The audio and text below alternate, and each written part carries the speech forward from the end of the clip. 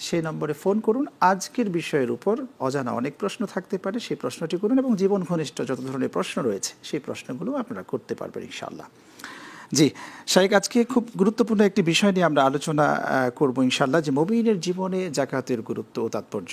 আর আপনার থেকে প্রথমেই জানতে চাই যে কোরআন ও হাদিসের আলোকে আদলে যাকাতের ভূমিকা কি?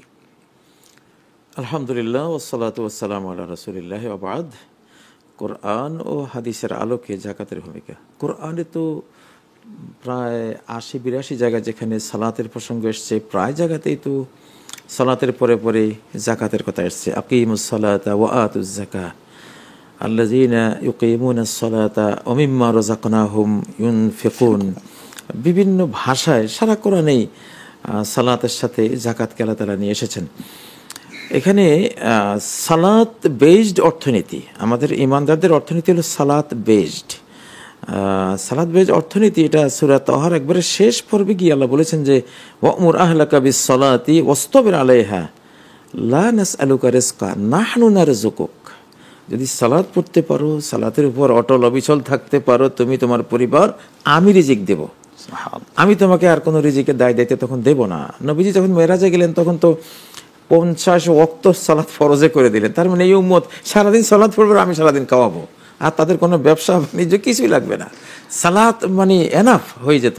তো যাই হোক, আল্লাহ তাআলা 5 ওয়াক্ত সীমিত করে আমাদেরকে জীবনের সংগ্রামেরও কিছু সুযোগ দিয়েছেন। তো এখন সালাত আসলে পারফেক্টভাবে কেউ সালাত পড়লে যাকাত দেওয়ার সামর্থ্য তার এসে যাবে। এই জন্যই সালাত যেখানে প্রায় কোরআনের আয়াতগুলিতে যাকাত সেখানে, তার মধ্যে সালাত পড়ো, যাকাত দেওয়ার উপযুক্ত হও। অর্থনৈতিক এতটা তোমাকে আল্লাহর পক্ষ থেকে দেয়া হবে যে তুমি যাকাত দিতে পারবা।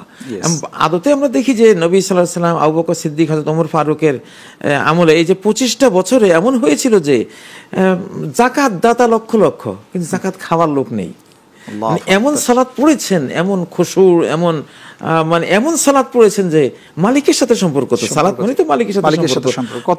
যিনি অনন্ত সম্পদ প্রাচুর্যের মালিক, সেই মালিকের সাথে যে সার্ভেন্টে যে গোলামের সম্পর্ক হবে, তো উনি তো দুহাত ভরে দিবেন তাকে।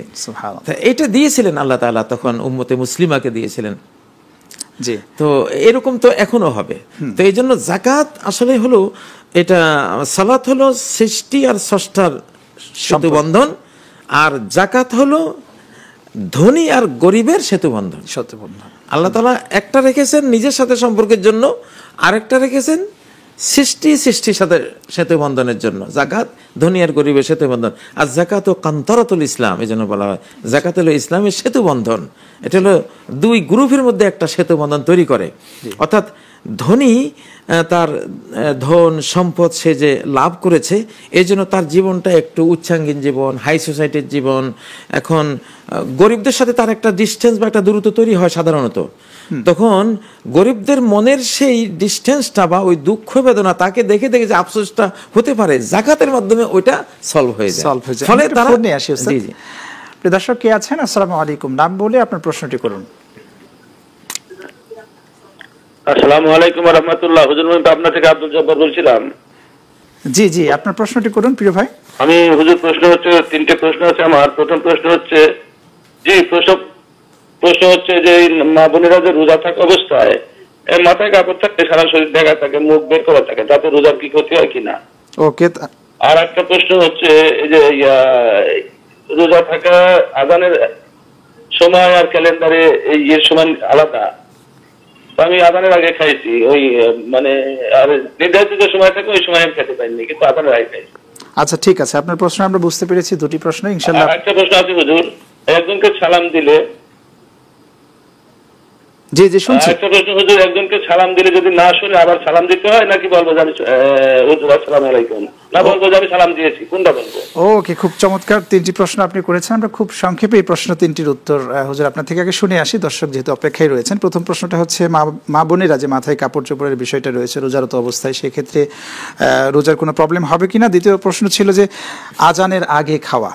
তৃতীয় প্রশ্ন হচ্ছে সালামের বিষয়টি, যে শুনলো না, একজনকে সালাম দিল, সে শুনলো না, পরবর্তীতে সেটার কি মানে বিধানটা কি এটার? জি, আসলে এখানে যে 3টি প্রশ্ন, একটিতে হলো মা বোনদের হিজাব সংক্রান্ত যে প্রশ্নটি, সেটি এটা আল্লাহ বলেছেন ওয়ালিয়াদরিবনা বিখুমুরিহিন্না আলা জুয়ুবিহিন্না। কোরআন সহজে কোনো মাসলা মাসাইল খুচরো মাসালা আলোচনা করে না, একেবারে সর্বসাকুল্যে অল্প কোরআন মৌলিক বিষয় তিনেক মাসালা 6236 আয়াতে মৌলিকভাবে 300 এর মতো মাসালা কোরআন এসছে। তার মধ্যে এই মাসালাটা যে মাথায় যে অবগুণ্ঠন দেয়া, মাথা ঢাকা, তাহলে কতটা গুরুত্বপূর্ণ বিষয় এটা যে ওয়ালিয়াদরিবনা বিখুমুরিহিন্না আলা জুয়ুবিহিন্না। সূরা নূরের মধ্যে আল্লাহ বলছেন যে তারা যাতে তাদের খিমার, তাদের স্কার্ফ যেটা, এটা দিয়ে তারা তাদের জুয়ুব মানে তাদের চামড়া দেখা যেতে পারে এরকম অঙ্গ প্রত্যঙ্গ সব ঢেকে রাখা। আর জিলবাব ইউদনিনা আলাইহিন্না মিন জালাবিবিহিন্না, জিলবাব দিয়ে মাথার তালু থেকে পায়ের তালু পর্যন্ত যাতে ঢেকে রাখে। আসলে মা জাতির জন্য সৃষ্টিকর্তার বিধান হলো তারা যখন বাইরে যাবে তখন তারা অবগুণ্ঠিতা হয়ে যাবে, নিজেকে ঢেকে পর্দা করে হিজাব করে তারা যাবে। সৃষ্টিকর্তা যেটা ঢাকতে বলেছেন সেটা ঢাকাই সুন্দর।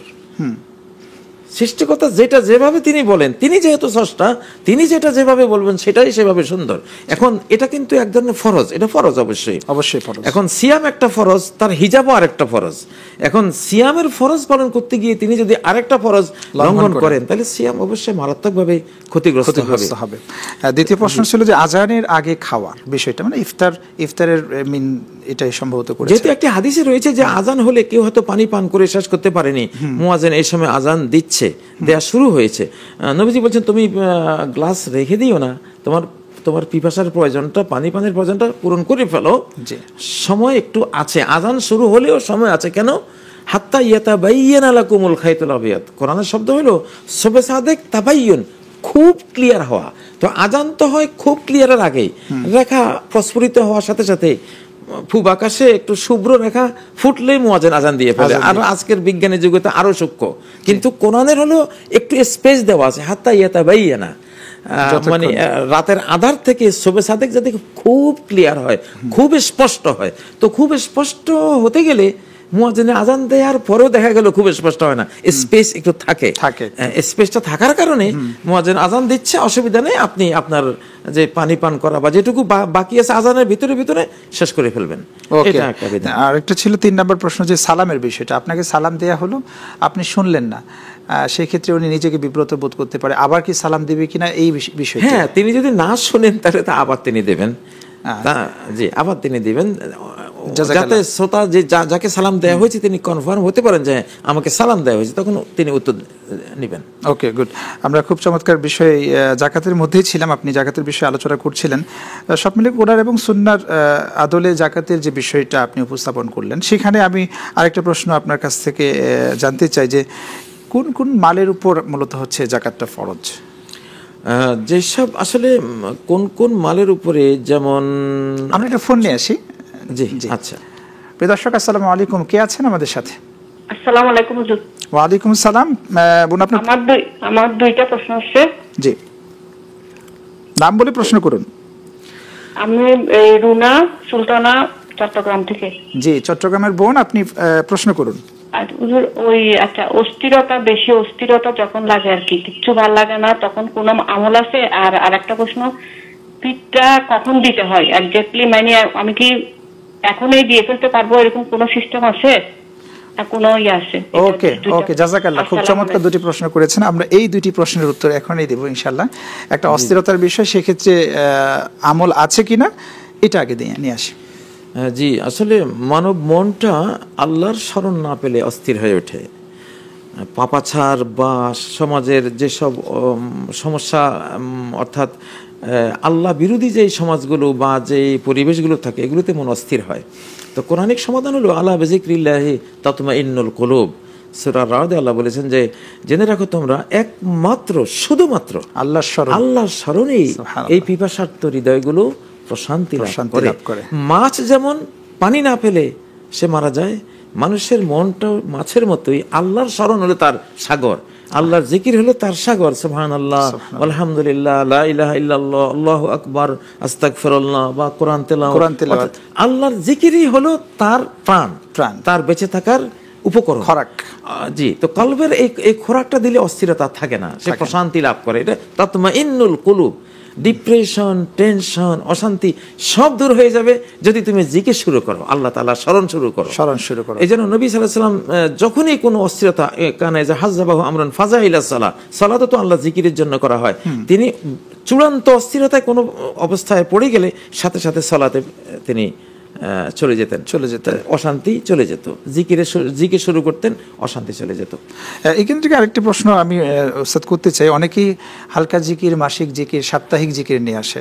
ওরা মূলত হচ্ছে সকাল সন্ধ্যার যে জিকিরটা বলা হয়েছে, এই জিকিরটাকে, জিকিরের ডেফিনেশনটাকে এমনভাবে উপস্থাপন করেছেন যে এই সকাল সন্ধ্যা আমাদেরকে জিকির করতে বলেছেন। যে আপনি যেটা বললেন যে স্মরণ করা, স্মরণ রাখা, অর্থাৎ কোনো কিছু আমি একটা ক্রয় করব বা বিক্রি করতেছি, দোকানদার সেখানে আল্লাহ তাআলা স্মরণ করে বিক্রি করবেন। ওসব বিষয়টা তো এরকমটা, স্মরণটা হবে এরকম যেন আমি ভালো পণ্যটা তুলে দেই। এটা ব্যাপক জিনিস, ব্যাপক জিনিস, পুরো কোরআনটাই জিকির, পুরো লাইফটাই হলো জিকিরের। এটা আমি এক বুড়ি মাকে একদিন প্রশ্ন করেছিলাম যে আপনি বলেন তো ধর্ম কাকে বলে? অজপড়া গায়ের একেবারে অশিক্ষিতা মা। বললাম যে ধর্ম কি জিনিস বলেন তো? সে আমাকে এমন সুন্দর একটা উত্তর দিল, যে বলল যে ধর্ম হলো হাতে করবে হাতের কাম, মুখে লইবে আল্লাহর নাম। আপনি সব কাজের সময় আলহামদুলিল্লাহ, আপনি একটা গাড়ি চালাচ্ছেন, জিহ্বা তার কোনো কাজ নাই, সে তো আর গাড়ি চালায় না, সুবহানাল্লাহ আলহামদুলিল্লাহ লা ইলাহা ইল্লাল্লাহ, মানে হাতে করবে হাতের কাম, মুখে লইবে আল্লাহর নাম। এটা হলে জীবনেও কোনো অশান্তি আসবে না। যদিও আমরা জানি যে ধর্ম হচ্ছে ধারণ করা, ধরে রাখা, বজায় রাখা, অর্থাৎ যা ধারণ করে মানুষ তার সুন্দর জীবন যাপন করতে পারে। এটা হলো এই ধরনের বিষয়টা, ধর্মের প্রাণ হলো জিকির, প্রাণ হলো জিকির। এক সাহাবী যেমন প্রশ্ন করেছেন, ইয়া রাসূলুল্লাহ, যে ইসলামের অনেক তো বিধিবিধান, আমাকে ছোট্ট একটা জিনিস বলেন যে এইটাতে সব কভার করবে, সব টেনে নিয়ে আসবে সে। তো নবীজি বললেন, লা ইয়াজালু লিসানুকা রাতবান বিযিকরিল্লাহ, তোমার জিহ্বা সর্বদাই আল্লাহ জিকিরে সরস রেখো, বাস দেখবা যে এইটা দিয়েই সব দিকে, এটা এমন একটা ইলেকট্রোম্যাগনেটিক ফিল্ডের মতো সব টেনে নিয়ে আসবে ইসলামের তোমার জীবনে, তুমি সব পালন করতে পারবা তখন। মাশাআল্লাহ, জাযাকাল্লাহ। আরেকটি প্রশ্ন ছিল যে ফিতরা, এটা কি আমরা এই যে এখন দিতে পারবো কিনা? না, ফিতরার বিষয়টা, ফিতরা এখন দেয়া যাবে না। বোম কিন্তু এরকম ধরনের একটা প্রশ্ন করেছেন যে আমরা আগে দিতে পারবো কিনা, ঈদুল ফিতরের পূর্বে যেমন আমরা ফিতরাটা দেই, সেটা আমরা 10 দিন আগে দিতে পারবো কিনা?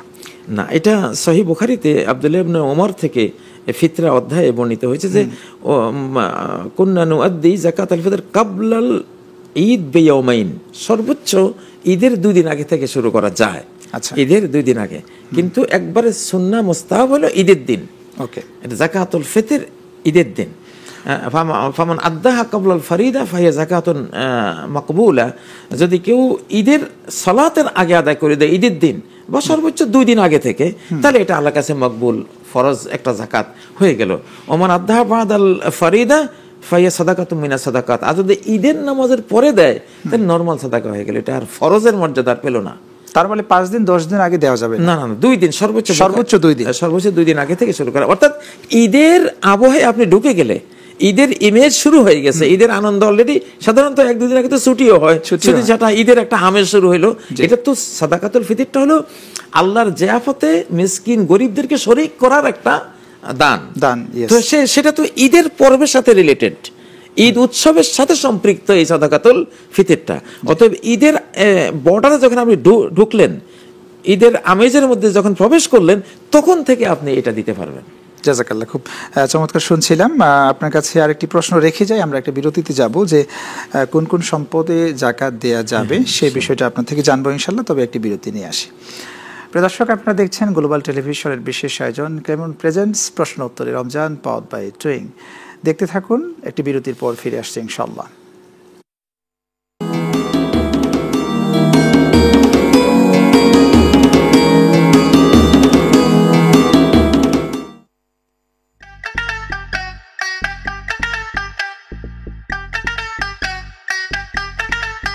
আপনি যে একটা বউ পাইছেন, লাখ এক, এরকম বউ হয় না, বানাই নিতে হয়। স্বামী ভক্ত বউ। যদি এমন হতো যে আমি খেলে ওর পেট ভরে যাবে, তাইলে ওর আর কষ্ট করে খেতে হতো না, তাহলে খুব ভালো হতো। আর বউ তো দেখো না, সবসময় আমাকে তোয়াজ করে কথা বলে, ভালো লাগে না, বোরিং। সারপ্রাইজ! একটু ফ্রেন্ডের সাথে গিয়ে একটু ড্রিঙ্কস করলা, একটু নাচানাচি করলা, সারাদিন অফিস করো তো, একটু এনজয়মেন্ট হবে, ভাল লাগবে। কালকে 20 লাখ টাকা ডিপিএস করে ফেললো।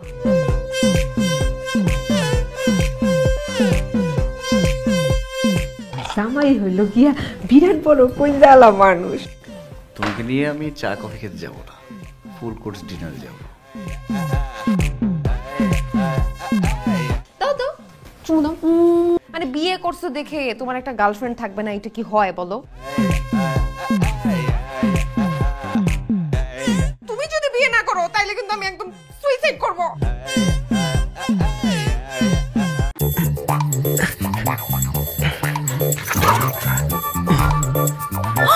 এই সময় চকোবাইটস কি করবো বলো, খুব খেতে ইচ্ছে করছিল। তো খাও। আরে না, জানোই তো চকোবাইটস শেয়ার না করে খাওয়া যায় না।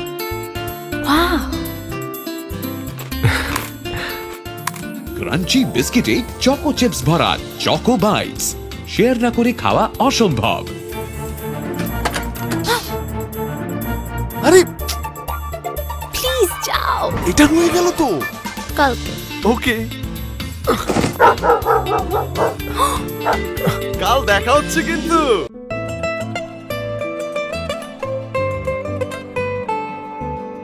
ওকে তোমার দিকে বদ্ধ নজরে তাকাইছে না?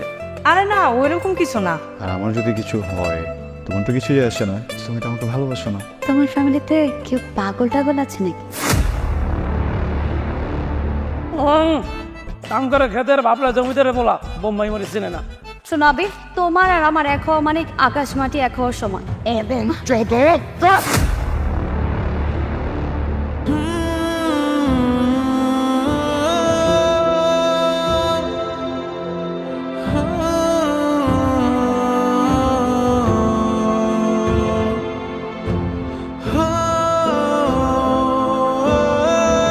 আমার হাতে একটাই অপশন আছে, অপশন ইউ। এই যে চাষা ভাই, অনেক তো চাষাবাদ করলেন, এবার ভাত খেয়ে নেন। এই শার্টটা সম্পর্কে আইডিয়া আছে তোমার? Come from UK. ভাই এইসব শার্ট বাংলাদেশে বানায়, বিদেশে এক্সপোর্ট করে, ওইগুলো কিনে নিয়ে আসছে। পণ্ডিতি করানো লাগতো না, খোলো শার্ট, খোলো তোমারটা। আচ্ছা, কেটা আমার শার্ট দিছে না আলাদা মেক্সেরাক দিছে? কখন থেকে শার্টটাই দেখতেছি, শার্টের মধ্যে কি হয়েছে? এই শার্টটা আসাবে, এই শার্টটা পরার পরের থেকে সব পজিটিভ ঘটতেছে আমার। ভাবি, আসাদের শার্টটা মনে হয় ভুলে আপনার ব্যাগে চলে গেছে। সরি ভাইয়া, আসলে আমার রুমালটা সেম তো, ভাবছি যে ঘামের জিনিস ব্যাগে ঢুকে রাখি। ফাজলামি করতেছে এখানে। কিসের দাবি, কিসের মিটিং, কিসের মিছিল? মুরব্বি মুরব্বি, আমার জামার শার্ট আমার যার ইচ্ছা তারে দেবো। আপনি একটু ভাইকে বলেন না আমার শাড়িতে একটু পরে দিতে। সদনপ্রীতি, সদনপ্রীতি মানি না। শার্ট পরে কি করবেন আপনি? পরীক্ষা সামনে, আপনি শার্টটা বলে পাস করতে পারবেন। আরে দূর, কি সব কুসংস্কার বিশ্বাস করেন আপনারা? তাহলে শার্ট দাও।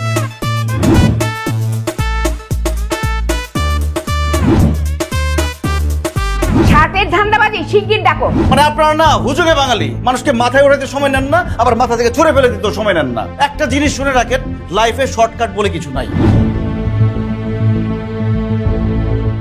ভালো করে ধরতে হবে গরু রে, গরুর একটা ইনজেকশন দিতে হবে। নড়াচড়া করবা না, আস্তে করে একটা ইনজেকশন দিব। এই যে বাবু, এই যে পিঁপড়া কামড়ের মতো মনে হবে। ও বাবা! তোমারে কতবার করে কইছি গরুর ডাক্তারি বাদ দিয়া ভালো কিছু একটা কর। আমি গরু ছাড়াও হাঁস, মুরগি, ভেড়া, ছাগল, কবুতর সবকিছু চিকিৎসা করি। কসুর ডাক্তার। আমি কি গরুর ডাক্তার না কসুর ডাক্তার, সেটা ক্লিয়ার করে যাও। সেই সকাল থেকে একটা বেড়া মানুষ খুঁজতেছি মুরগা জবে তোর লিগা। পশুর ডাক্তার হয়ে এরকম অমানবিক কাজ আমি করতে পারি? গরুর ডাক্তার বলে কি গরুর মাংস খাওয়া কমছে? আমার এই মুরগো 2 দিন ধরে খায় আর জিমায়। নেশামানি করেন নাকি মুরব্বি? মুরগে আবার নেশা করে কেমনে? এত বড় হইছে কিন্তু ডিম দেয় না কে? তোমার মুরগি পাশের বাড়ির মুরগির সাথে ইটিস পিটিস করেও নাই, ডিমও দেয় নাই, কারণ তার চরিত্র ভালো। একজন ডাক্তার হয়ে রোগীর চরিত্র নিয়ে উল্টাপাল্টা কথা কইতেছ, তোমার লজ্জা করে না? তোমার মুরগি তো বন্ধা, ডিম দিব কিভাবে? আমরা মানুষ হিসাবে আমাকে অনেক দায়িত্ব আছে। আল্লাহ আমাকে যে রিজিক দিচ্ছে, এই রিজিকের মধ্যে রাস্তার কুকুর বিড়ালের অনেক ভাগ আছে। তো তুই একটা কাম করবি, আজকে গ্রামে মাইকিং করে দিবি, যে যে রাস্তাঘাটে অসুস্থ কুকুর বিড়াল দেখবো সব যাতে আমার কাছে নিয়ে আসে, আমি এটা ফ্রি চিকিৎসা করবো। আর সাথে 5 কেজি চাল আর 2 লিটার তেল দেওয়া হইব। এতদিন তো ছিল গরুর ডাক্তার, এখন কি কুত্তা বিলের ডাক্তার হওয়ার শখ জাগছে? পশুর মধ্যে গরু ছাগল যেমন আছে, কুকুর বিড়াল আছে। ওই স্যারারে যে বিয়ে করবো, হ্যাঁ তুই বাড়ি ধোয়া পানি খেয়ে বাঁচতে। তুমি কি এই বিয়েতে রাজি? আমি আমার আব্বার কথার বিরুদ্ধে যে কোনো কাজ করতে পারবো না, তোমারে কইছি না? সব মেয়েরা এক, প্রেম করার সময় যদু মধু সই, আর বিয়ে করার সময় বাপ মায়ের লুতু পুতু মেয়ে হয়ে যায়। করো তুমি বিদেশি পোলারে বিয়া।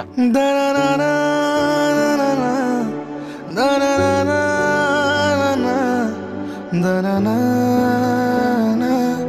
da na na da na এইটার চুলটা একটু উঁচু উঁচু হয়ে আছে, এই চুলটা একটু কাটে দাও তো। আরে না না না, নিচে থেকে, এখান থেকে কাটে দাও, এখান থেকে। হ্যাঁ আর নিচে দাও দাও দাও। এখন মনে করছে যে আমার 2 সাইড দিয়ে চুল আছে, মাঝখানে টাক পড়ছে। আমার চুল তো বড় না। হ্যাঁ বলো মা। আম্মু কি করতেছেন তুমি? খবরদার বললাম তুই আমার মেয়ের সামনে যাবি না। আমার ভাস্তি দেখবো না আমি কি পড়তেছে। ধরো, তোর সাথে কেউ 5 মিনিট কথা বললে সেই লোক কনফিউজড হয়ে যায়, আর তুই নিজেও কনফিউজড হয়ে যাস। তুই ওকে দয়া করে কনফিউজ করে দিস না। কোনো সমস্যা? ভাইয়া গাড়ির হঠাৎ করে স্টার্ট বন্ধ হয়ে গেছে, এখন আর স্টার্ট নিচ্ছে না। কি বলেন দেখি তো। সরেন সরেন সরেন। কি সমস্যা হয়েছে ভাইয়া? আমি তো প্রবলেম বলতে পারবো না, কারণ আমি তো জীবনে কোনোদিন গাড়ি ধরি নাই। Mister confuse.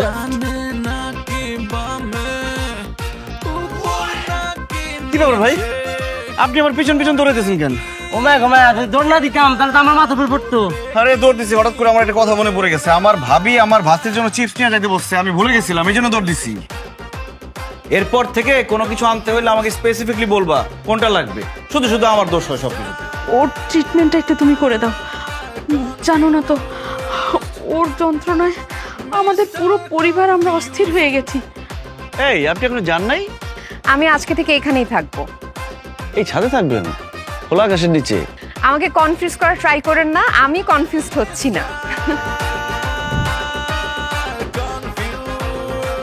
পাশে যদি এমন একটা মানুষ থাকে তাহলে তো আমার থেকে খুশি এই পৃথিবীতে আর কেউ হবে না।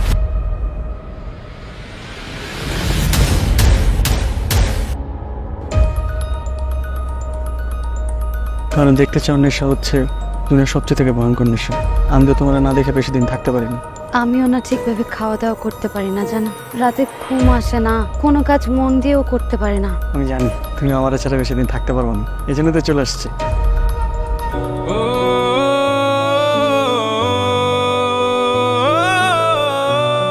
তা এত মিষ্টি আনার কি দরকার ছিল? মাত্র 2 প্যাকেট। 1 প্যাকেট আমার মেয়ে পাস করছে সেই মিষ্টি, আর 1 প্যাকেট হইলো আমার মেয়ের বিয়ের মিষ্টি। যা এখান থেকে।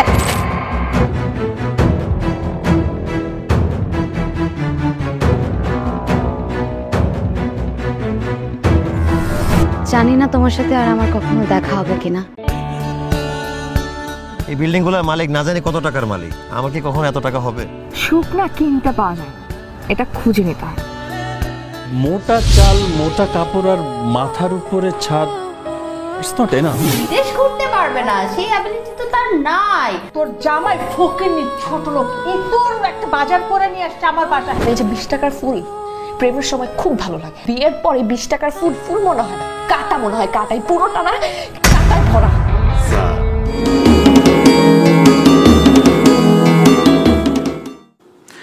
প্রিয় দর্শক, বিজ্ঞাপন বিরতির পর ফিরে এলাম। আপনাদের প্রিয় অনুষ্ঠান দেখছেন গ্লোবাল টেলিভিশনের বিশেষ আয়োজন ক্লেমন প্রেজেন্টস প্রশ্ন উত্তরে রমজান, পাওয়ার্ড বাই ট্রেইং। জাজাকাল্লাহ। শাইখ, আমরা যে জায়গায় ছিলাম, আপনি যে বিষয়ে কথা বলছিলেন, যে আপনার কাছে একটা প্রশ্ন রেখে গিয়েছিলাম যে কোন কোন সম্পদের উপর মূলত আমরা জাকাত দেব।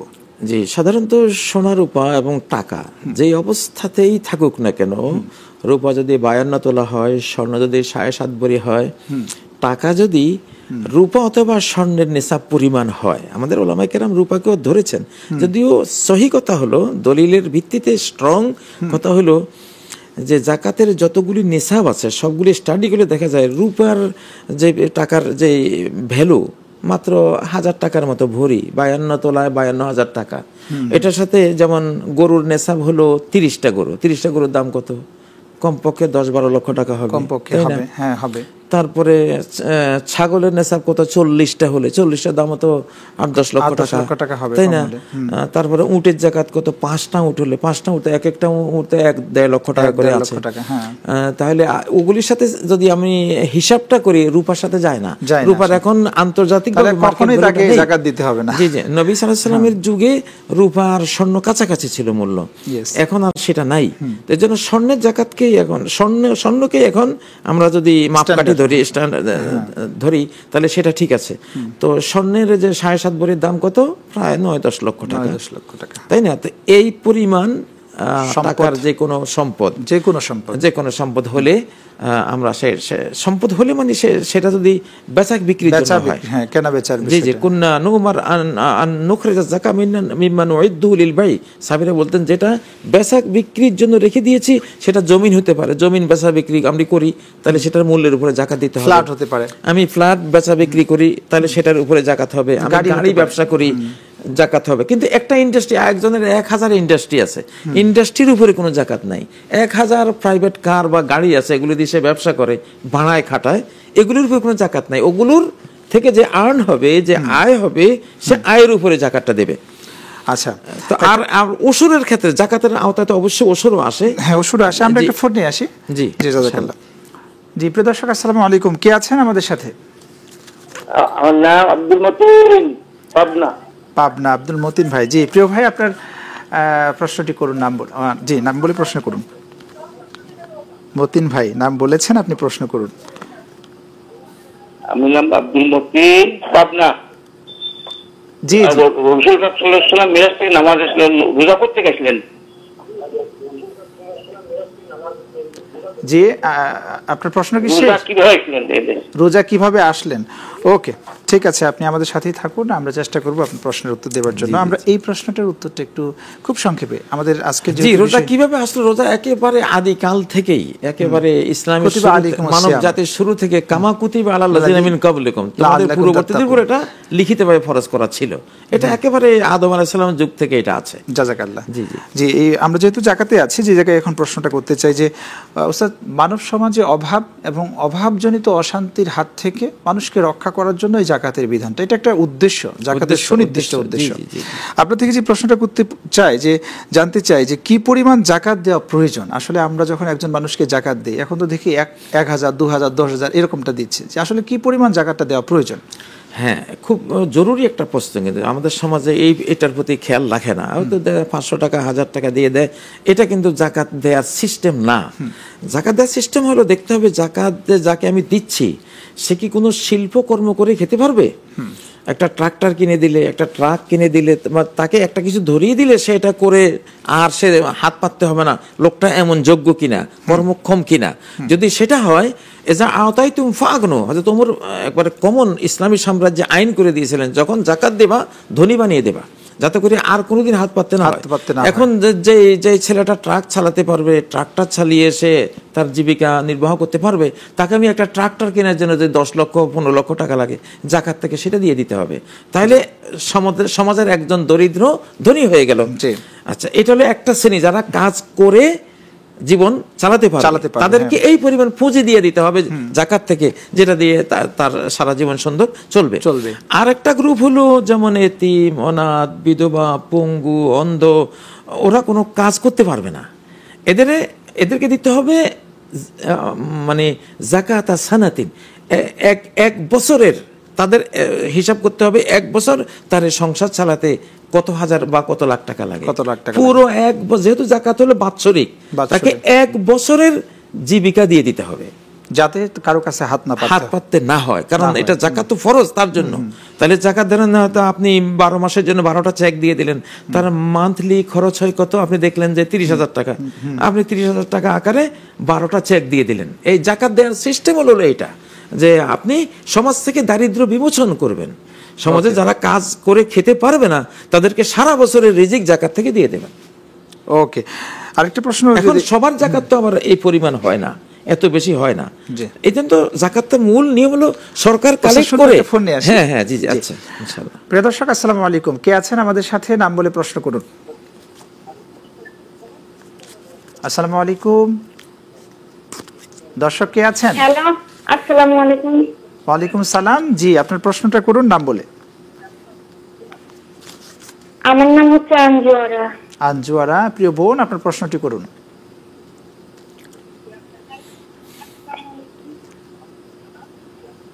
জি, আপনাকে আমরা শুনেছি, আপনার টেলিভিশনের ভলিউম কমিয়ে আপনার প্রশ্নটি করবেন।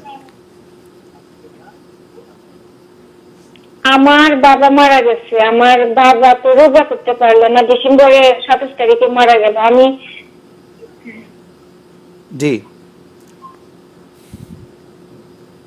আমি তার জন্য রোজা করতে চাই। ওকে, ঠিক আছে, আপনি আমাদের সাথেই থাকুন, আপনার প্রশ্ন আমরা বুঝতে পেরেছি। জি, আমাদের প্রিয় বোন একজন প্রশ্ন করলেন যে তার বাবা মারা গিয়েছেন, তো তার জন্য তিনি কিভাবে রোজা করবেন, এই সংক্রান্ত একটা প্রশ্ন। এখন তোমার বাবার জন্য তো যদি উনি কিছু রোজা কাজা থেকে থাকে, গত বছর উনি রমজানে হয়তো রোজা রাখতে পারেননি, এমন যদি হয় তাহলে হলো যে মান মাতা ওয়ালাইহি সাওমুন সাওমানু ওয়ালিহু, এটা সহিহ হাদিস রয়েছে যে কেউ মারা গেলে তার যদি কিছু দায়িত্বে রোজা থেকে থাকে, তার ওয়ালি, তার অভিভাবক বা তার ওয়ারিশরা সে রোজা রাখতে পারবে। জি, তিনি তাহলে সেইভাবে তিনি এটা রাখার তার জন্য ঠিক আছে। ঠিক আছে, ওকে, আমরা যে জায়গায় ছিলাম জাকাতের বিষয়ে আলোচনা করছিলাম যে ওস্তাদ, নেশাব পরিমাণ সম্পদ যদি আমার বছরের মাঝখানে ধরেন যে নেশাব পরিমাণ সম্পদ শর্ট হয়ে গেল, সেক্ষেত্রে করণীয় কি? মাঝখানে শর্ট হলো কি না হলো এটা দেখার বিষয় না, লাস্টে আপনি যে মাসে জাকাতটা দেবেন বছর আনতে তখনকার ফিগারটা দেখতে হবে, তখন যদি জাকাত যোগ্য ফিগার থাকে তখন জাকাত দেব। আরেকটা বিষয় হচ্ছে আমাদের সমাজে আরেকটা বিষয় আমরা দেখি যে ঈদুল ফিতর, ঈদুল আযহা, এই দুইটা বিষয়কে ফিক্সড করা হয় যে এটাই হচ্ছে জাকাত দেওয়ার নির্দিষ্ট সময়। ইসলামী শরিয়াতের এইরকম কি কোনো নির্দিষ্ট সময় ফিক্সড করে দেওয়া আছে জাকাত? না না, শরিয়ার দিক থেকে আসলে জাকাতের জন্য কোনো সময়ই ফিক্সড করা নাই। সাধারণত রমজান মাসটা শাহরুজ জাকা হিসাবে ইসলামের আদিকাল থেকেই এটা চলে আসছে। রমজান মাস একটা হিসাব আর কি, একটা ফজিলতের মাস। এই মাসে জাকাত দিলে তো একটা ফরজে 70টা ফরজের সওয়াব, বিশাল একটা প্রাপ্তি। সে হিসাবে এই মাসে সাধারণত জাকাত দেওয়া এটা কোনো ফরজ না, জরুরি না, এটা মুস্তাহাব বা নফল। তিনি একটা ফোন নিয়ে আসি। জি জি, কে আছেন? আসসালামু আলাইকুম। আসসালাম। জি, আপনার নাম বলে প্রশ্ন করুন। আমার নাম আরিফুর রহমান রিয়াজ, আমি বরিশাল থেকে বলছি। জি জি, আমার প্রশ্ন হলো ঈদের জামাত কয় তাকবীরে পড়তে হয়? যেমন শাহেখ আসমত আলী খান বলছেন যে 12 তাকবীরে পড়তে হয়। ওকে, আপনি আমাদের সাথে থাকুন, আপনার প্রশ্ন আমরা বুঝতে পেরেছি। জি, আমরা এই প্রশ্নের উত্তরটাই দিয়ে আসি যে তাকবীরের ক্ষেত্রে কিন্তু আমাদের মধ্যে অনেক মতানৈক্য রয়েছে। কেউ 6 তাকবীর, কেউ 12 তাকবীরে ঈদের সালাত পড়ে থাকেন। সেই ক্ষেত্রে ইসলামের দৃষ্টিভঙ্গি কি বলে? এখানে একটা এগুলো তো সামাজিক ইবাদত। যে সমাজে 12 তাকবীরের সালাত চালু আছে আপনি সেখানে পড়লে 12 তাকবীরে পড়বেন। ওকে, যে সমাজে 6 তাকবীরে চালু আছে আপনি সেখানে পড়লে 6 তাকবীরে পড়বেন। উভয়টাই সুন্নাহ। হ্যাঁ, 12 তাকবীরেরটা বেশি হাদিসের মধ্যে রয়েছে, আবার 6 তাকবীরেরও সহিহ সুন্নাহ রয়েছে। আব্দুল্লাহ ইবনে মাসউদ রাদিয়াল্লাহু আনহু সহ, আবু মাসউদ আনসারী সহ তাদের থেকে বর্ণনা রয়েছে, ওইটাও সহিহ, শুদ্ধ। অতএব সমাজে যেটা সুন্নাহ চালু হয়ে আছে এটার বিরুদ্ধে গিয়ে একটা অশান্তি সৃষ্টি করার কোনো প্রয়োজন নাই। যেখানে যেটা চালু আছে সেখানে সেটা আমল করতে পারেন। এটা দুইটা সুন্নাহর মধ্যে আছে, দুইটা সুন্নাহর মধ্যে আছে। আরেকটা বিষয় হচ্ছে যে জাকাত, ফ্ল্যাট বাড়ি, আমার এই বাড়ি গাড়ি, এইগুলোর উপরে জাকাতের বিধান কি? বাড়ি গাড়ি যদি বেচা বিক্রির জন্য আপনি, যেমন আপনি কতগুলি ফ্ল্যাট কিনেছেন বিক্রি করবেন এই নিয়তে, তখন সেগুলো আপনার পণ্য, ব্যবসায়িক পণ্য, অবশ্যই বছরান্তে আপনার এটা জাকাত দিতে হবে যদি জাকাতের নিসাব পরিমাণ টাকা হয় সেটাতে। জি জি। আর যদি আপনি থাকার জন্য বা মালিকানার জন্য আপনার 1000 ফ্ল্যাট, যদি এটা এসরাফ অপব্যয়, আপনি 1000 আপনার ফ্ল্যাট করেছেন, ফ্ল্যাটগুলো আছে আপনার, এগুলো বেচা বিক্রির নিয়ত নাই, আপনার একটা আছে না, এক একটা মানুষ 350 বাড়ি করেছে, তাই না? এটা খামাখা আর কি একটা জিনিস। এগুলোর উপরে ইসলাম জাকাত দেন, এটা ফরজ করে না। এগুলো হলো আপনার মালিকানার জিনিস, এগুলো এই জন্য এগুলো জাকাত আসবে না। আরেকটা বিষয়, কিন্তু হ্যাঁ, এগুলোকে ভাড়া দিয়ে যদি আপনি কোনো টাকা উপার্জন করেন, সেটা ব্যাংকে জমা আছে বা আপনার কাছে জমা আছে, সেই অর্থের উপরে জাকাতটা দিতে হবে। যেমন আমার হচ্ছে 20টি গাড়ি রয়েছে, প্রাইভেট কার রয়েছে, এগুলো আমি ভাড়া দিচ্ছি। আমি প্রাইভেট 20টি কার কিনে নিয়েছি। এখন এই 20টি কার থেকে এর সম্পদ, মানে এটার মূল্যের উপরে কোনো জাকাত নেই। এখান থেকে যেটা আমি আর্ন করছি, হ্যাঁ, সেটার উপরে জাকাত আসবে যদি সেটা নেসাব পরিমাণ হয়। সেটা যদি নেসাব পরিমাণ হয় সেই ক্ষেত্রে সেটার উপরে জাকাত আসবে। ওস্তাদ, আরেকটি বিষয়, জাকাত এবং ওশরের মধ্যে পার্থক্য কি?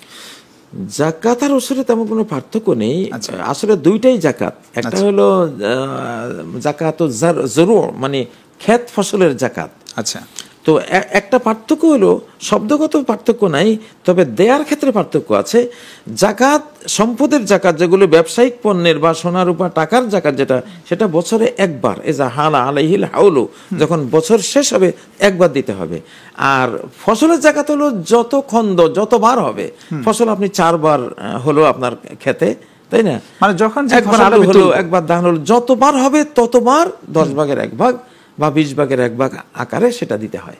সেই ক্ষেত্রে যে সেচের বিষয়টা রয়েছে, পানির বিষয়টা রয়েছে, হ্যাঁ, সেটা আপনার যে ব্যয়টা হয়েছে, ব্যয়টা আপনি ওসরের থেকে কেটে নেবেন, কেটে নেব। হ্যাঁ, ওইটা ধরুন আপনার পেয়েছেন 10,000 টাকার ফসল, খরচ গেছে 5,000 টাকা, আপনি ওখানে 5,000 টাকার যাকাত দিলে হবে ওইখান থেকে। জি, আপনি ওই ফসলের 5,000 টাকা হিসাব করলে হবে, হিসাব করে যতটুকুন আসে ততটুকুনের উপর আমি যাকাত দেব। জি জি জি, ওখানেও নেসাবটা, ওখানেও আচ্ছা এটা। জি জি, জাযাকাল্লাহ, খুব চমৎকার। আমরা শুনছিলাম, একটা বিরতি নিয়ে আসি।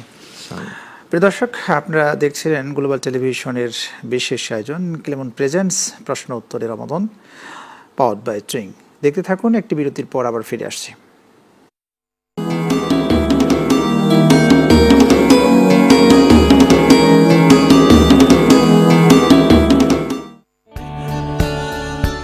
এই বিল্ডিংগুলোর মালিক না জানি কত টাকার মালিক, আমার কি কখনো এত টাকা হবে?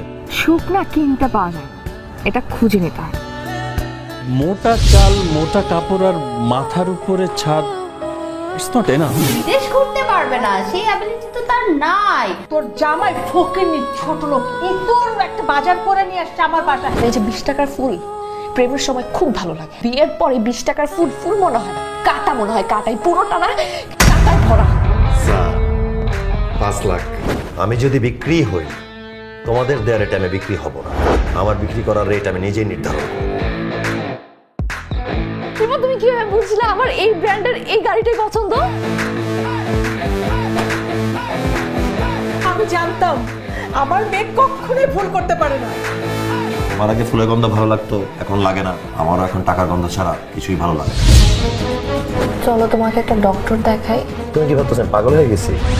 জাস্ট নেশায় ধরছে, টাকার নেশা। জামাই ছাড়া বিয়ে হওয়া সম্ভব, কিন্তু ফটোগ্রাফার ছাড়া ইম্পসিবল। সাদির খাওন তো গরুর মাংস, মুরগির মাংস, কাচ্চির মাংস, কাচ্চি রোস্ট কিন্তু করতে হবে। খাবার দাবারে কোনো ছাড়ই দেওয়া যাবে না। ফিরনি এটা কিন্তু দিতে হবে। কম খরচ কোনটা? মানে আমরা কি ইলেকশনে দাঁড়াচ্ছি? নির্বাচনী প্রচারণার সময় 6 জন মানুষ দেখা যায় না। মায়ের বংশের কথা এখনো তো বলিই নাই। ক্যামেরা নামান, কে আপনি? স্পেশাল ওয়েডিং ফটোগ্রাফার তুলকালাম। আশ্চর্য, আমরা শপিং করব সেটা ছবি তুলবে না? তুলকাল লাগা দিমু পুরো মার্কেটে। এটা কিন্তু একটা ইতিহাস হয়ে থাকবে। এরকম পাতিহাস মার্কে ইতিহাসের আমার দরকার নাই। এখন প্রি ওয়েডিং শপিং ফটোগ্রাফি হইছে, আমি ভয় আছি কখন জানি আইসা বলে পোস্ট ওয়েডিং শপিং ফটোগ্রাফি করতে হবে। বিয়েটা যদি একটু বড় হইতো তো দুজনকে একসাথে বিয়ে দিয়ে দিতাম। বিয়ের গেট ধরার অ্যামাউন্টটা ফিক্স হয়ে গেছে, মাত্র 50,000 টাকা। তোমার বিয়ে বিল গেটসের সাথে হচ্ছে না, এলন মাস্কের সাথে হচ্ছে না। বিশাল একটা বাক্স, ঝিলমিল পেপার দিয়ে একটা চাই না, খুইলা ভিতরে দেখবে একটা বদনা। জান জান, এতক্ষণ লাগে কেন? হ্যাঁ, এতক্ষণ কি করতেছিলি তুই? হিসাব করতেছিলি?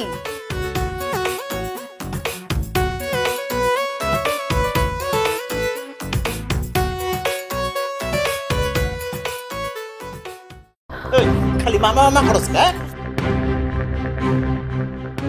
মাফ করে দেন, আমি ভয় পেয়ে গেছিলাম। মামা, তোমার কারোর লোকের সম্পর্ক আছে কিনা, কারো তুমি ভালোবাসা কিনা, কিছু আছে কিনা? তুমি কেউ ছিল? কেউ নাই।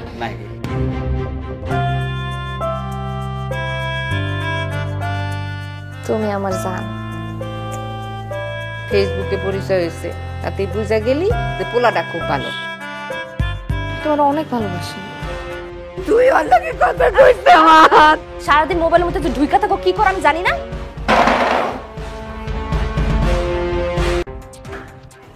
আমি না বুঝতে পারি না যে মানুষের মনের ভালোবাসাগুলো কখন বিষে পরিণত হয়। যার 100 কোটি টাকা থাকে সে কখনো হোস্টেলে থাকে? জেলখানায় পাথর ভাঙা হাত। তুমি তো খুব ভালো অভিনেত্রী আফি।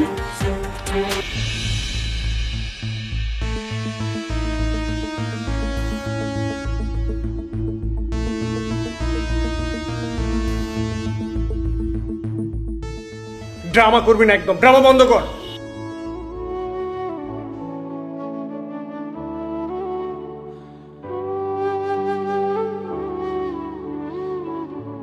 ওই পাগল মহিলা একদম পাগল বলবেন না।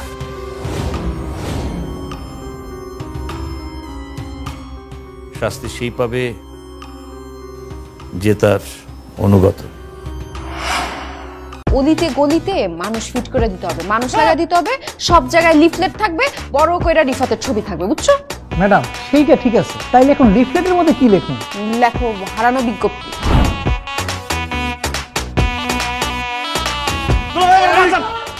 একটা ছেলে বিয়ে করবে না, তাকে জোর করে বিয়ে করাবে। তাইলে সে আমার এত বড় সর্বনাশ করলো কেন? কি এবার সর্বনাশ করে ফেলেছো? এই আমি তোর কি সর্বনাশ করছি? গায়ে হাত দিবি না। দেখছেন দেখছেন আমার জীবনের লাল বাতি জ্বালা এখন কি কি বলতেছে? দুলাভাই আপনি ওটা জিজ্ঞেস করেন আমি কোন জায়গায় লাল বাতি জ্বালাইছি? কোন জায়গায়?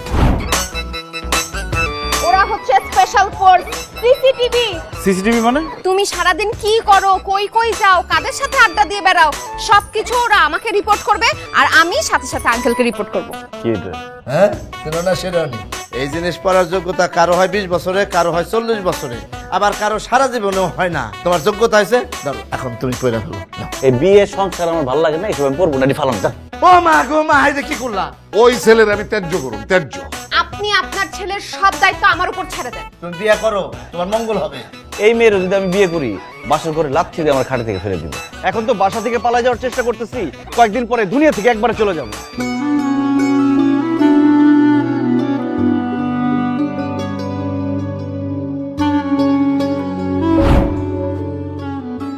তুমি আসছো, দেখো আমার কি অবস্থা করছে, বস্তার মধ্যে বাইন্ধা রাখছে। এক কাজ করেন, আপনারা সবাই মিলা ওরে আধা ঘন্টা একটু বানানি দেন।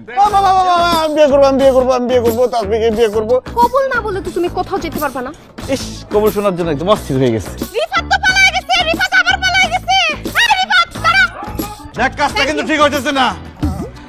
কাজ গেলে বুঝবা ঠিক হইতেছে নাকি।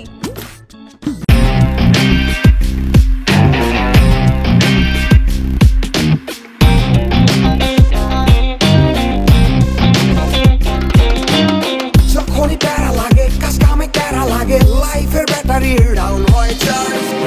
রিচার্জ মামা recharge, recharge recharge recharge boss recharge recharge.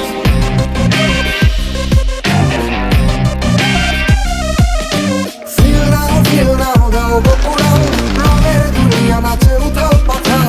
Chupke Chupke ঝাঁকি হব মহারাজ, যা কিছু মন চায় সব হবে আজ। রিচার্জ রিচার্জ সোনা recharge recharge recharge recharge boss recharge recharge. Royal Tiger, recharge yourself. Feel now, উড়াল দাও।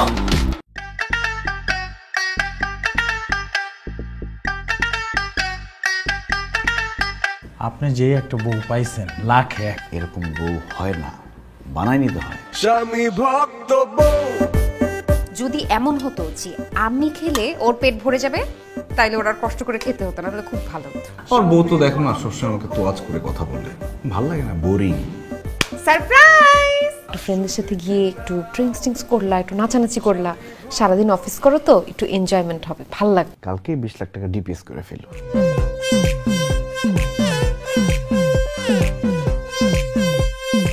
জামাই হইল গিয়া বিরাট বড় কইজালা মানুষ। তোমাকে নিয়ে আমি চা কফি খেতে যাব না, ফুল কোর্স ডিনার যাব। দাও দাও চুমু দাও। মানে বিয়ে করছো দেখে তোমার একটা গার্লফ্রেন্ড থাকবে না, এটা কি হয় বলো? তুমি যদি বিয়ে না করো তাইলে কিন্তু আমি একদম সুইসাইড করব।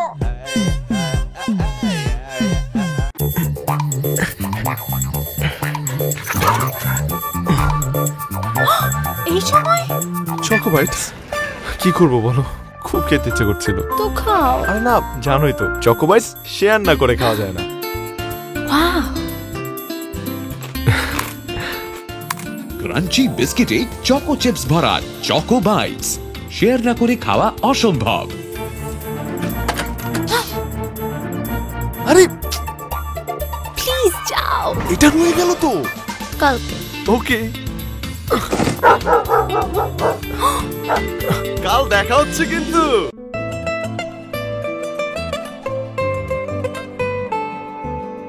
ওকে তোমার দিকে বদ্ধ ধরে তাকাইছে না? আরে না, ওইরকম কিছু না। আর আমার যদি কিছু হয়, তোমার তো কিছুই আসে না, তুমি তো আমাকে ভালোবাসো না। তোমার ফ্যামিলিতে কেউ পাগল টাগল আছে নাকি?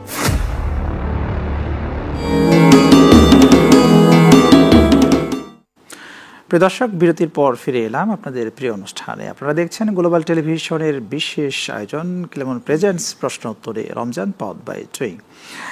জি আলহামদুলিল্লাহ, আমরা আজকে খুব গুরুত্বপূর্ণ আলোচনায় বসছি।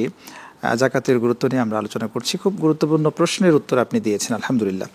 এ পর্যায়ে যে প্রশ্নটি করতে চাই, একজন স্বর্ণ ব্যবসায়ী, শত শত কোটি টাকার মালিক, তার স্বর্ণের উপরেই তো হঠাৎ করে তার দোকান পুড়ে গেল এবং স্বর্ণগুলোও চুরি হয়ে গেল। এই মানুষটা একেবারে নিঃস্ব। এই ক্ষেত্রে এই লোককে জাকাতের কতটুকু অংশ দেওয়া প্রয়োজন?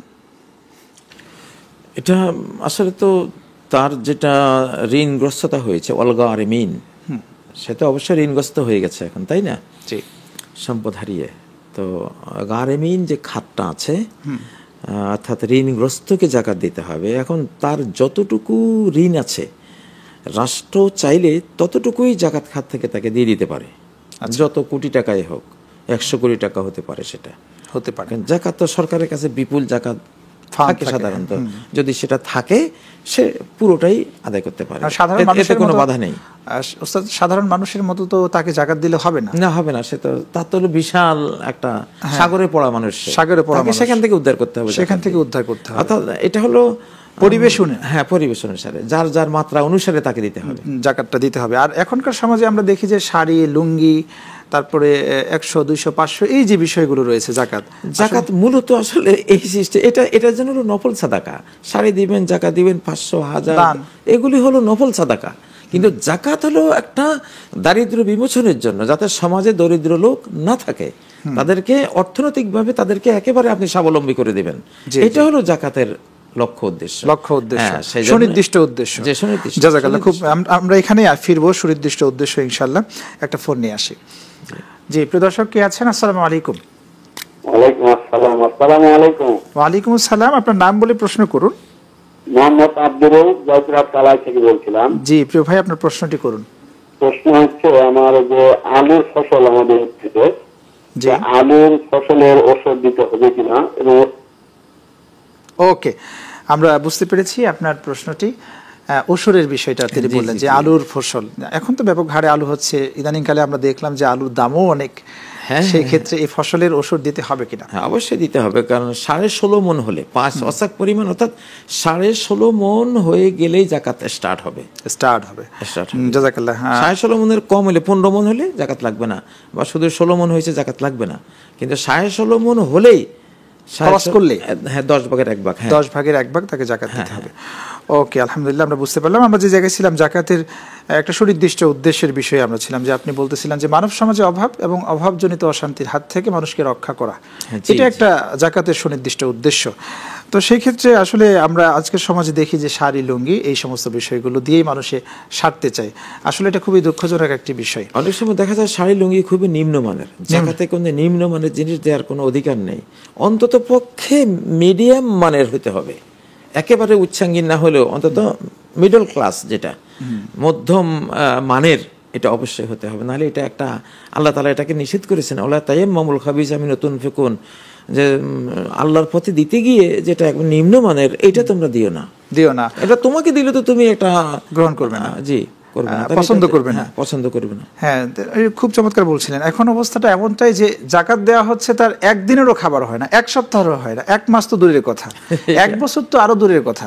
আর যেখানে ইসলামের বিধান হচ্ছে তাকে এস্টাবলিশ করে দেয় পুরো বছরের, যারা কর্ম করে খেতে পারবে না তাদেরকে পুরো বছরের টাকা দিয়ে দিতে হবে। খুব সংক্ষেপে শুনবো আরেকটি বিষয়। আলহামদুলিল্লাহ, আপনি ইসলাম বাংলাদেশে ইসলামী চেতনাকে যেভাবে করে ছড়িয়ে দিয়েছেন আমাদের মাঝে, বিশেষ করে তরুণদেরকে আপনি যেভাবে করে ইন্সপায়ার করেন কোরআন এবং সুন্নাহর আদলে আলোকে পথ চলার জন্য, আলহামদুলিল্লাহ। আমরা আসি একটা ফোন নিয়ে। জি প্রিয় দর্শক, আসসালামু আলাইকুম। কে আছেন আমাদের সাথে? জি, আপনার প্রশ্নটি করুন। প্রশ্ন হলো, আমার ভাই, ঠিক আছে, আমার খালাতো ভাই, জি জি, আপনার খালাতো ভাই টেলিভিশনের ভলিউম কমিয়ে প্রশ্নটা করবেন, তাহলে আপনি প্রশ্ন করতে স্বাচ্ছন্দ্য বোধ করবেন। জি, ও আপনার নিশাপাতি করে, ওনার বিয়ে করছিল, বউ চলে গেছে, ওর কেউ নেই, ঠিক আছে, উনি আপনার কাজ করে খাইতে পারে না, এখন ওনাকে কি জাকাত দিতে পারবো? জাযাকাল্লাহ, খুব চমৎকার একটি প্রশ্ন করেছেন যে আপনি নিঃসন্দেহে প্রশ্নটা শুনেছেন। সেই সাথে আমি এখানে যুক্ত করতে যাই, পিতামাতাকেও কি এভাবে করে জাকাত দেওয়া যায় কিনা? ওনার চাচাতো ভাই বা খালাতো ভাই যেটাই হোক, ও একজন নিশ্চয় এখন সে কিছুই করতে পারতেছে না, কাজ করতেও পারতেছে না, তার ক্ষেত্রে জাকাতের বিধান কি? খুব সংক্ষেপে। জাকাত নিজের মূল এবং নিজের শাখাকে দেয়া যায় না, মাতা পিতাকে দেয়া যায় না, নিজের সন্তানদেরকে দেয়া যায় না। আচ্ছা, ভাইকে দেয়া যাবে, ভাতিজা, চাচা, জ্যাঠা, তাদেরকে দেয়া যাবে, কিন্তু নিজের মূল অর্থাৎ মা বাবা এরা আর নিজের শাখা অর্থাৎ ছেলে মেয়ে ওদেরকে দেয়া যায় না। ওদেরকে তো এমনি আপনার হালাল সম্পদ থেকে, পবিত্র সম্পদ থেকে আপনি দেয়া ফরজ। জাকাত হলো ময়লা, এদেরকে ময়লা খাওয়ানো যাবে না। তবে ভাই ভাতিজা তারা যদি দরিদ্র হয় তাদের জন্য ওটা হালাল, সেটা উনি পারবেন দিতে, ওতে কোনো সমস্যা নেই। জাযাকাল্লাহ, খুব চমৎকার বলছিলেন। আপনার জীবনের সংগ্রামী একটি অধ্যায় রয়েছে। আমরা জানতে চাই, আমরা শুনেছি যখন আপনাকে চার দেয়ালের মধ্যে আবদ্ধ করা হয়েছিল, নামাজটাও সঠিকভাবে পড়তে দেওয়ার ব্যবস্থা ছিল না আপনার সেই জায়গায়, কিন্তু আপনি চিল্লাই আওয়াজ দিয়ে, সাউন্ড দিয়ে আপনি সেই জায়গায় এরকম জুমা পড়িয়েছেন, খুতবা করেছেন। সংক্ষেপে যদি আমরা শুনি আপনার থেকে। না, আমাদের জীবনটা তো আজন্মই সংগ্রামী একটা জীবন, আলহামদুলিল্লাহ। এখন আরো সংগ্রামী জীবন। এখন যে অবস্থানে আছে আমরা, সংগ্রাম সামনে আরো দিন দিন কিন্তু বাড়বে গতি, ইনশাআল্লাহ।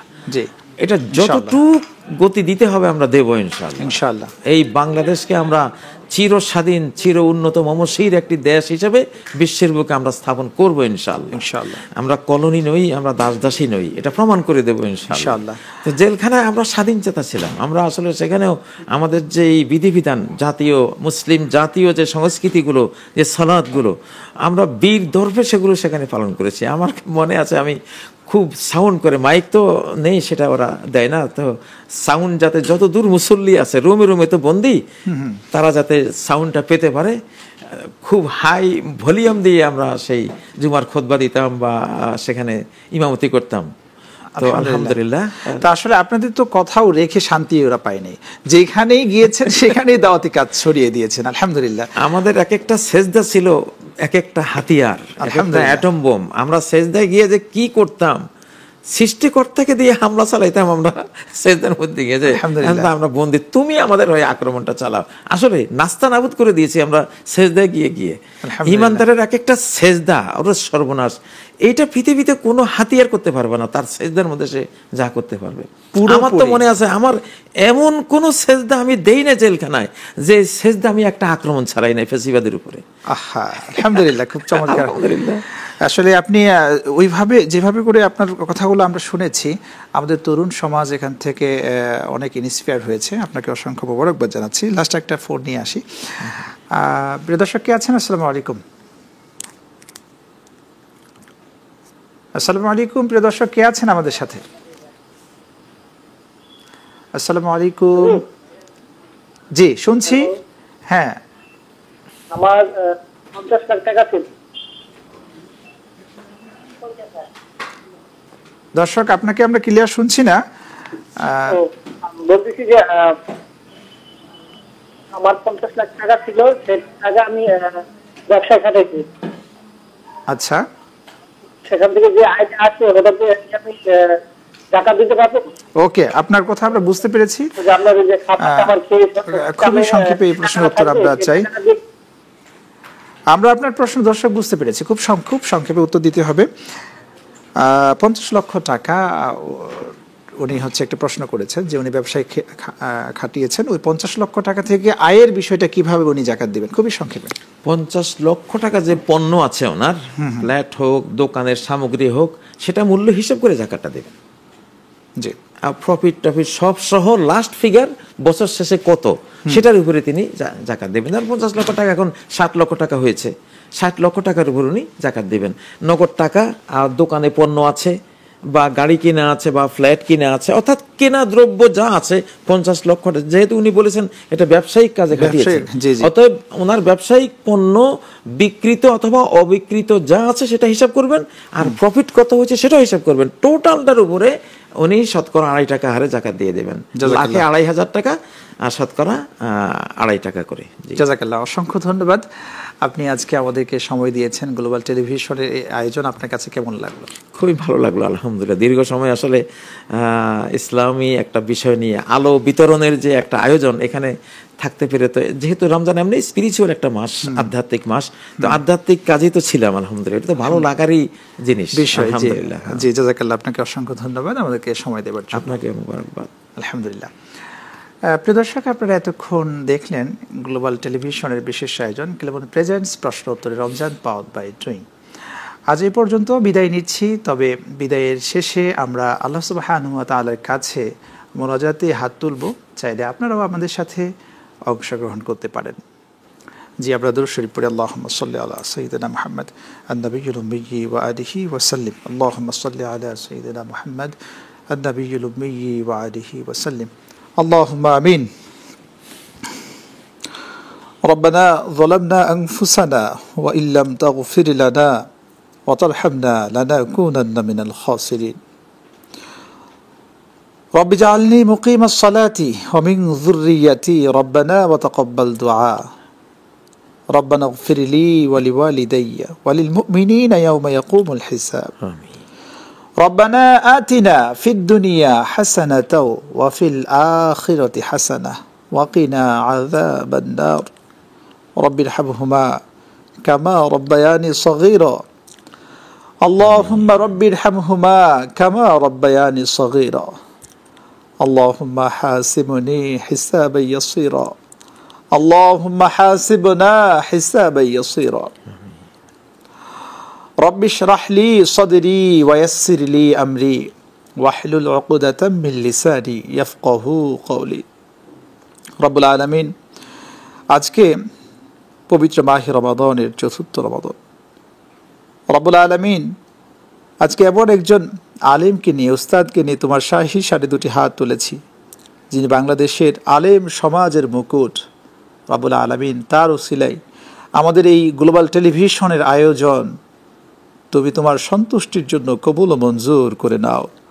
রব্বুল আলামিন, উস্তাদ আজকে যত ধরনের আলোচনা করলেন যাকাতের উপর, এই আলোচনা থেকে শিক্ষা নিয়ে সেই শিক্ষা ব্যক্তি এবং সমাজ জীবনে যেন আমরা ছড়িয়ে দিতে পারি। রব্বুল আলামিন, সেই পরিকল্পনা গ্রহণ করার যোগ্যতা তুমি আমাদের মধ্যে দান করো।